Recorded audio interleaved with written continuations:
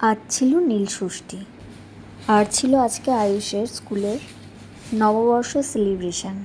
যেহেতু নববর্ষের দিনকে ওদের স্কুল ছুটি থাকবে, তাই আজকে নববর্ষ ওদের স্কুলে সেলিব্রেট হবে। সেই কারণে আজকে ওদের স্কুলে পাজামা পাঞ্জাবি পরে যেতে হবে। তাই জন্য সকাল সকাল উঠে আয়ুষকে স্কুলে পাঠিয়ে ঘরের বাকিদের জন্য রান্না করে এখন আসলাম নিজের শান্তির জায়গায়। যে সময় আমি উঠে যাই সেই সময় আমার হাজব্যান্ড ঘুমিয়ে থাকে, তাই ওর ওঠা না পর্যন্ত কোনো গোছগাছ করাই হয়ে ওঠে না আমার। কারণ রান্নাঘরটা যেহেতু আমাদের নিচে, বেশিরভাগ সময়টা নিচেই আমার থাকতে হয়। আর আমার যেহেতু ওপরে থাকি, তো এই কারণে নিচের কাজ সেরে দেন আমি ওপরে আসি। আর যেহেতু উপোস আমি আর আমার শাশুড়ি মা, তো সেই কারণে বেশি কিছু আজকে রান্নাবান্নাও করতে হয়নি, অল্পের মধ্যে দিয়ে আজকে হয়ে গেছে। তাই দুজনেরই কাজ আজকে মোটামুটি পুরো কমপ্লিট। শাশুড়ি মাও এখন রেস্ট নিচ্ছে আর আমি আসলাম উপরে এখন ঘরটা গুছিয়ে। এখন আজকে আমি শ্যাম্পু করব যেহেতু, তাই জন্য মাথায় তেল দিয়েছি। আমি শ্যাম্পু করার 2 ঘন্টা আগে তেল দিইনি মাথায়।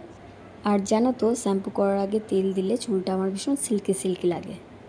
যতবার ভাবি যে আগের দিন রাতে তেল দিয়ে দেন আমি শ্যাম্পু করব পরের দিন, বাট সেটা ভুলে যাই। তাই জন্য শ্যাম্পু যেদিন করি তার 2 ঘন্টা আগে আমি তেল দিয়ে দেন শ্যাম্পু করি।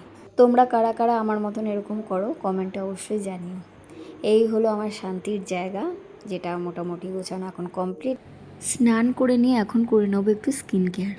জানো তো, আমার মনে হয় দিনের যে কোনো একটা সময় নিজের জন্য বেছে নেওয়াটা খুব দরকার, যেটা করে নিজে খুশি থাকা যায়।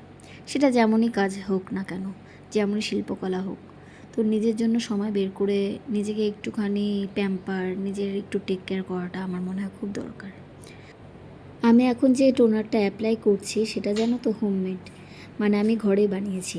তোমরা যদি কেউ জানতে চাও তাহলে কমেন্ট করো, আমি নেক্সট ভিডিওতে তোমাদের বলবো। আর যে কুর্তিটা পরে আছি এটা আমাকে আমার শাশুড়ি মা দিয়েছিল আমার জন্মদিনে। পরা হয়নি তো আজ পরলাম। কুর্তিটার কালারটা যেহেতু ডিপ ব্লু আর শিবের রং, প্রিয় রং হচ্ছে নীল, তাই ভাবলাম আজই পরি কুর্তিটা। তোমরা বলো কুর্তিটা কেমন হয়েছে। প্রথমে ঠিক করেছিলাম ঘরের শিবকে পুজো দিয়ে পরে কোনো শিব প্রতিষ্ঠিত মন্দিরে গিয়ে জল ঢালবো। ফুলের ঝুড়ির দিকে তাকিয়ে দেখলাম সব একটা করেই আছে, যেটা পুজোয় দিতে হয়। মালা, আকন্দ ফুল, নীলকণ্ঠ ফুল, বেল আর যা যা লাগে। শ্বশুরমশাই সব দুটো করেই নিয়ে এসেছিলো, জানে আমি আর মা পুজো দেবো সেইভাবেই নিয়ে এসেছিলো। আমারও খেয়াল ছিল না আগের দিন যে বলে দিতে যে বাবা একটু বেশি করে নিয়ে এসো, যার কারণ আমি ঘরেও পুজো দিয়ে বাইরে প্রতিষ্ঠিত শিবকে পুজো দেবো। আসলে বাবা দেখে মা ঘরেই পুজো দেয়, মানে আমার শাশুড়ি মা ঘরের শিবকেই দেয়া হয়। উনি বাইরে গিয়ে প্রতিষ্ঠিত কোনো শিবকে আর দেয় না। উনি মনে করে যে ঘরের যে মন্দির, আমাদের ঘরের যে শিব এটাই আসল শিব, আর বাইরে গিয়ে তাই জন্য ওনার দরকার পড়ে না। তো সেইভাবে বাবা আলাদাভাবে আর নিয়েও আসেনি। তাই পরিমাণ মতোই আমার আর মায়ের যেইটুখানি প্রয়োজন সেইটুখানি নিয়ে এসেছিলো। তাই আর কি করা যাবে, তাই ঘরের শিবকেই, মানে আমার পরিমাণে যেটা ছিল তো সেটা দিয়ে আমি ঘরের শিবকেই পুজো দিলাম। বাইরের প্রতিষ্ঠিত আর মন্দিরে গিয়ে পুজো দেওয়া হয়নি। আমি মনে করি ভগবান সর্বোচ্চ বিরাজমান, সেটা ঘরে আর বাইরে যেখানেই হোক না কেন। মনে আর মুখে কুচিন্তা না নিয়ে নিষ্ঠাভাবে পুজো দিলে ভগবান এমনিতেই খুশি হবে। যাই হোক, অনেক জ্ঞান দিয়ে ফেললাম। আজ যেহেতু সন্তানদের জন্য সব মায়েরা এই ষষ্ঠী পালন করে, তাই আয়ুষকে পাশে বসিয়ে একসাথে পুজো দিয়েছিলাম। ভগবান যেন প্রতিটি সন্তানদের ও তার মায়েদের যেন খুব ভালোভাবে রাখে।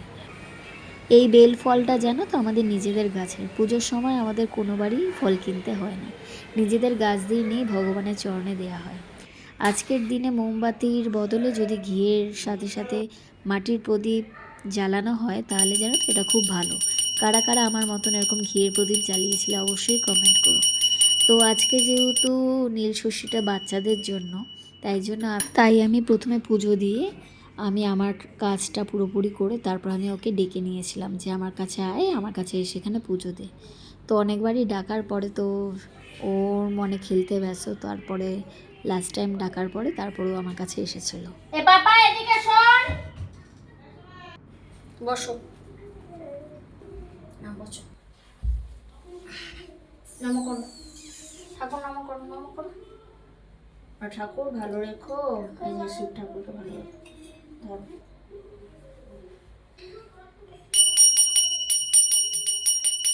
দেখি তাকাও।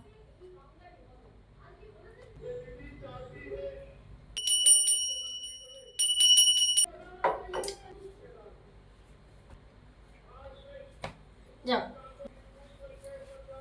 যাক বাবা ধৈর্য ধরে অনেকক্ষণ বসেছিল আমার কাছে, বাট বললে পরে ও কথা শোনে।